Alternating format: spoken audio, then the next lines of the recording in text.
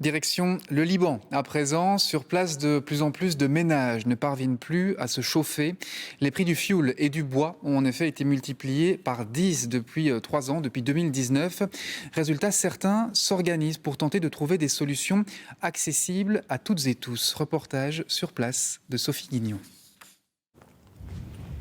Perché à 1200 mètres d'altitude, le village de Marasser chauffe. Les températures l'hiver descendent en dessous de 0 degré. C'est ici que vit la famille Zeidan. Électricien, Bassam ne gagne plus que 30 € par mois à cause de la dévaluation de la monnaie. S'il donne le change face à ses enfants, son salaire suffit à peine à les nourrir. Si je veux acheter du mazout, c'est tout mon salaire qui y passe, juste pour le chauffage. Je ne peux rien acheter en plus à boire ou à manger. Notre situation s'est effondrée à une vitesse folle. Depuis 6 mois, le foyer ne peut plus se procurer du gaz à cause de l'inflation galopante.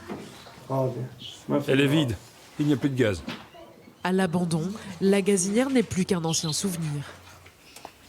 On n'utilise plus du tout de gaz, on cuisine tout sur le poêle. Pour alimenter le feu, les Zeidan utilisent ces bûches écologiques fournies gratuitement grâce à un programme financé par la communauté internationale.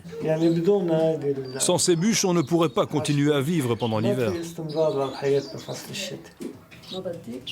Comme Bassam et Nahed, 900 familles de la zone protégée du Chouf reçoivent ces briques fabriquées à partir de matériaux naturels recyclés.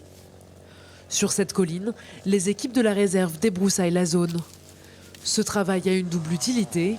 Il protège la forêt tout en donnant une deuxième vie à ces buissons qui sont broyés, puis transformés en compost pour les briques.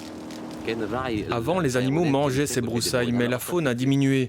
Ces fourrés sont très propices aux incendies. Avec ce programme, on empêche les départs de feu et on donne aux gens les matières premières pour se chauffer l'hiver. Pour obtenir une brique compacte, le compost est mélangé avec des résidus d'olives cultivés dans les alentours. Le séchage dure 1 mois.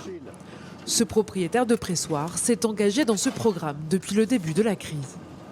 Je suis très fier de participer à ça. On fait quelque chose pour aider notre région. Utilisée depuis 5 ans dans la réserve, cette méthode innovante essaime. 150 tonnes de ces bûches ont été distribuées cette saison.